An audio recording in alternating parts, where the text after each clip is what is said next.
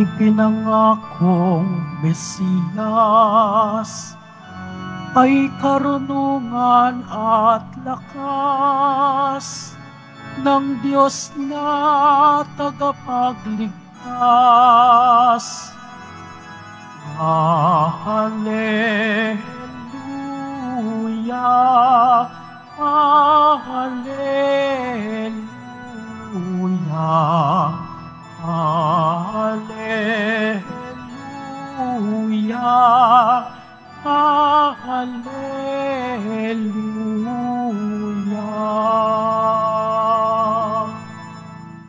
Sumainyo ang Panginoon At sumaiyo rin. ang pagpapahayag ng mabuting balita ng Panginoon ayon kay San Marcos. Papuri sa iyo, Panginoon. Noong panahong iyon, nagpakita si Jesus sa 11 alagad at sinabi niya sa kanila, "Humayo kayo sa buong sanlibutan at ipangaral ninyo sa lahat ang mabuting balita. Ang sumampalataya at mabinyagan ay maliligtas, ngunit ang hindi sumampalataya ay parurusahan. Ang mga sumasampalataya ay magtataglay ng ganitong tanda ng kapangyarihan. Sa pangalan ko'y magpapalaya sila ng mga demonyo at magsasalita ng ibang wika. Sila'y hindi dumampot man ng ahas o uminom ng lason, at gagaling ang mga may sakit na mapatungan ng kanilang mga kamay." Pagkatapos magsalita sa kanila, ang Panginoong Hesus ay iniakyat sa langit at lumuklok sa kanan ng Diyos. Humayo nga ang mga alagad at nangaral sa lahat ng dako. Tinulungan sila ng Panginoon sa gawaing ito.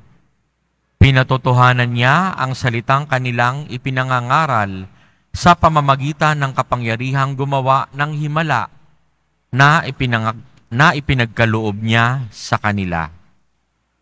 Mga kapatid, ang mabuting balita ng Panginoon. Pinupuri ka namin, Panginoong Heso Kristo.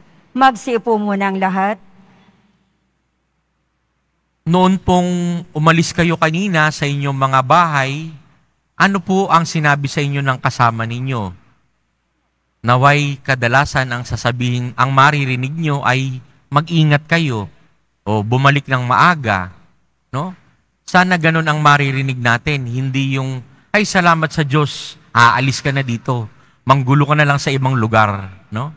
Sana wag yun yung narinig natin. Mahalaga po yung mga pabilin. No? Pag alis nyo sa bahay, hahabilinan tayo. No? Mag-ingat. Titingin, bago tumawid, tumingin sa kaliwa at sa kanan para hindi ka mabangga, hindi ka mabundol. So, mahalaga po yung mga paalalang ito. Kapag tayo rin po namatay, ang unang tinatanong din kaagad, may habilin ba siya? Ano po ba yung last will and testament niya? Yung mga ari-arian ba niya, kanino niya ipapamahagi?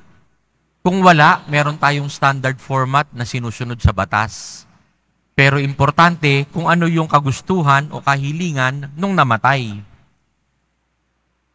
Ganon din sa ating narinig na ebanghelyo ngayon. Ito ay dulong parte ng ebanghelyo ni San Marcos. Ito ang pagpapahabilin ni Jesus sa kanyang mga alagad. Hindi niya tayo pababayaan, pero kailangan natin ipalaganap yung mabuting balita. Ngayon, hindi naman tayo tinatawag lahat bilang maging ebanghelyo tulad ni San Marcos, San Juan, San Lucas, San Mateo na isinusulat at ipapamahagi. Ang mas importanteng pagpapalaganap ng mabuting balita ay ang mabasa natin ito o marinig. No? Bukod doon, anong pinaka-importante? Ang importante po ay maisabuhay natin yung mabuting balitang ating naririnig. No? Di bali na hong hindi natin maisulat ito. Kung nung panahon nila San Marcos, nung sila'y nagsusulat pa, uso na yung internet, abay napakadali, no? Mabilis magpalaganap. ng ating ebanghelyo, ng ating mabuting balita. Pero, papasok na rin doon, marami ring fake news. Kaya nagiging matibay ang ating ebanghelyo at hindi siya fake news dahil ito'y isinabuhay na ng hindi lang ng isang tao. Ano yung enkwentro natin kay Jesus? Paano niya nabago ang ating buhay? Paano tayo naging mabuting tao? Doon makikita yung ebanghelyong ayon sa inyong pangalan. Hindi ayon kay San Marcos, ayon kay San Lucas, ayon kay San Juan o San Mateo. Maaaring humango tayo doon dahil natuto natin at nakilala natin si Jesus. Pero ngayon, paano natin i-interpret yung ebanghelyong iyon sa buhay natin? Kaya nga pag nakita tayo, no? Ang ebanghelyo ayon kay San Lydia, ang ebanghelyo ayon kay San Juan, no? Iba-iba. Pangalan natin ang gagamitin natin dahil isinasabuhay na natin yung naririnig natin mula sa ating misa, no? Ipagpalaganap ang kabutihan ng Diyos, ipagpalaganap ang mabuting balita na hatid ng Diyos. At wag ho tayo mag-aalala dahil tutulungan niya tayo sa bawat mabuting ginagawa natin nang sa lahat ng bagay ang Diyos ay papurihan.